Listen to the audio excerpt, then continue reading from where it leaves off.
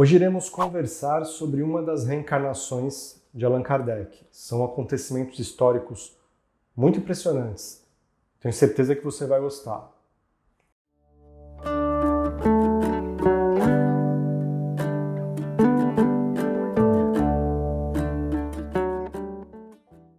Que bom que você está aqui no canal Estrada Sem Fim.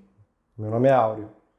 E essa informação de que Allan Kardec foi o mártir religioso Jan Hus, encontramos em várias fontes. Uma das principais é a revista O Reformador, de 1978. Há uma comunicação do espírito Humberto de Campos que descreve uma assembleia no mundo espiritual onde o próprio Jesus dava instruções finais para os espíritos que iriam reencarnar, espíritos de alta evolução, que iriam reencarnar no século XIX para alavancar o progresso da humanidade. E Jan Hus era um deles. E quando chegou na vez de Jan Hus, Jesus disse que ele não traria em sua missão maior conforto material ou conquistas tecnológicas, mas reacenderia lâmpadas de esperança no coração da humanidade.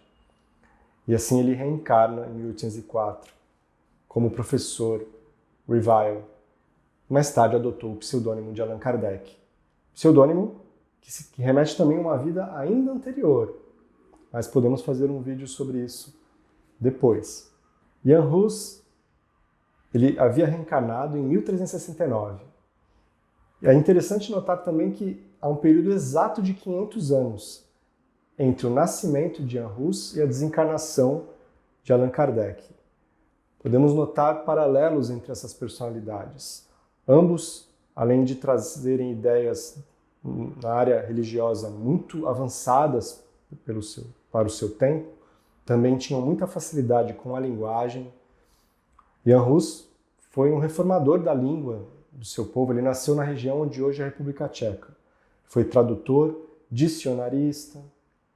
E Allan Kardec, como professor, pedagogo, também tinha muita facilidade com a linguagem. Isso o ajudou muito a reunir tantas comunicações de diversos espíritos, compará-las, classificá-las, organizá-las numa obra magistral, conhecemos como Espiritismo. Jan Hus encarnou em 1369, numa região que hoje é a República Tcheca. Filho de pais camponeses, ele foi estudar teologia, artes, filosofia na Universidade de Praga e se ordenou sacerdote em 1400. Até hoje, ele é considerado um dos precursores da Reforma Protestante, que Martinho Lutero realizou pouco mais de um século depois. Jan Hus defendia ideias tão avançadas que não demorou 10 anos ele foi excomungado pela Igreja Católica. Então ele era contra a venda de indulgências, que basicamente era comprar um pedacinho do céu, comprar o perdão dos pecados com dinheiro, que ia para os cofres da igreja. Ele era contra a autoridade papal, ele só se submetia à autoridade de Jesus. Então essas ideias avançadas fizeram com que ele fosse excomungado pela igreja, e ele já era tão querido pelo povo que isso gerou um tumulto social, porque o próprio rei exaltava Jan Hus, o rei Venceslau. Ele teve que fugir de Praga, porque a Inquisição Católica estava perseguindo ele cada vez mais. Acabou sendo preso, colocado numa prisão infecta, onde sofreu muitas humilhações e maus tratos. Ele foi despojado de suas vestes sacerdotais, foi obrigado a usar uma coroa de papel onde estava escrito herege. Olha os maus tratos que com certeza ele sofreu, a história mostra isso, na prisão. Ele ainda vivia quando os seus livros foram queimados, assim como fizeram com os livros de Allan Kardec, em 1861. Porém, com Jan Hus, a barbárie foi muito mais longe. No dia 6 de julho de 1415, condenado pelo Tribunal da Inquisição, Jan Hus foi queimado vivo numa fogueira, numa região onde hoje é a Alemanha, mas com certeza nada sofreu. Ele, que é considerado o primeiro mártir da liberdade religiosa, foi queimado vivo cerca de 15 anos antes de Joana d'Arc. A gente tem um vídeo aqui no canal sobre ela também, que você pode conferir.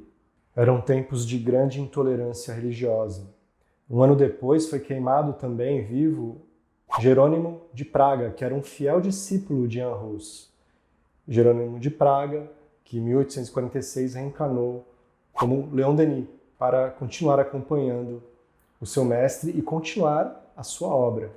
Encontramos na Revista Espírita de setembro de 1869. A Revista Espírita era um periódico que era editado por Allan Kardec. Só que nessa época ele já tinha desencarnado há alguns meses, olha que interessante. E há uma comunicação de Jan Hus. O próprio Kardec já dizia que Jan Hus, já chegou a colocar Jan Hus como um dos precursores também da filosofia espírita. Mas o espírito de Jan Hus, na Revista Espírita, traz esta comunicação, dizendo, abre aspas, desde esse tempo, ou seja, da reencarnação como Jan Hus em 1369, meu espírito se engrandeceu, encontrei algo melhor do que havia conquistado e, fiel aos meus princípios, repeli sucessivamente o que minhas antigas convicções tinham de errôneo. Ou seja, quando ele reencarna como Allan Kardec, ele traz ideias ainda mais avançadas, trazendo, já admitindo a reencarnação, a pluralidade dos mundos habitados, a comunicabilidade entre espíritos de diferentes dimensões. É isso que ele quer dizer nesse trecho. E logo após essa comunicação do espírito de Jan Hus, comunica-se o espírito de Allan Kardec, que já havia desencarnado há alguns meses, como eu disse. E Kardec traz uma comunicação que eu acho que é muito útil até para os nossos tempos. Ele diz que assim, o progresso é até na lei dos mundos, mas jamais seremos ultrapassados por ele. Ou seja, jamais adotaremos condutas reacionárias. Jamais seremos ultrapassados pelo progresso em nossas convicções. Porque do mesmo modo que Jan Hus, que renovou a sua visão, que admitiu que outras formas de entender os processos e as leis divinas poderiam acontecer, sempre aceitaremos como nossos os princípios novos, lógicos e verdadeiros que cabe ao futuro nos revelar. Aqui essa mensagem traz o caráter extremamente progressista de Allan Kardec, quando ele diz que o próprio Espiritismo não era uma obra inacabada, que era uma revelação progressiva, que novos conhecimentos viriam. E no século seguinte veio a obra de Chico Xavier, que acrescentou tantas coisas. E Allan Kardec, no livro A Gênese, ele diz textualmente que o Espiritismo jamais poderia contradizer a ciência. E se houvesse algum ponto que a ciência provasse que o Espiritismo estava errado, neste ponto ele deveria rever o seu posicionamento. E o valente pregador tcheco Jan Hus enfrentou a fogueira com muita coragem e dignidade, perdoou seus inimigos, continuou orando a Deus até o último instante e disse palavras que muitos consideram proféticas pouco antes de desencarnar. As chamas já ardiam na fogueira. E ele disse algo muito interessante. O vocábulo Hus, do seu sobrenome, em tcheco, quer dizer, tem a mesma sonoridade da palavra pato. Então ele disse assim: hoje assais um pato, mas dia virá em que um cisne de luz voará tão alto que vossas labaredas não mais o alcançarão. Um cisne de luz voará tão alto que vossas labaredas jamais o alcançarão. E depois de dizer essas proféticas palavras, as chamas ardem e lhe cobrem todo o corpo. A quem vocês acham que ele se referia? Será que era a Martinho Lutero ou ao próprio Allan Kardec, que nasceria alguns séculos depois?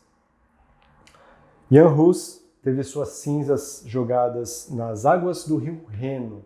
E hoje, se você for, a belíssima cidade de Praga verá em sua praça central um imponente monumento em homenagem a Jan Hus, este mártir religioso, missionário do Cristo, que veio com a missão de alavancar os conhecimentos da humanidade, assim como quando reencarnou como Allan Kardec, trazendo esta obra monumental, que que é o Espiritismo, este farol de luz às nossas consciências. Muito obrigado a este Espírito por esta missão tão nobre. E gratidão a vocês que ficaram comigo até aqui. Muito obrigado também pelos comentários, muitos comentários carinhosos que me aquecem tanto o coração, me incentivam tanto a continuar. Muito obrigado mesmo, pessoal. Até um próximo vídeo. Tchau.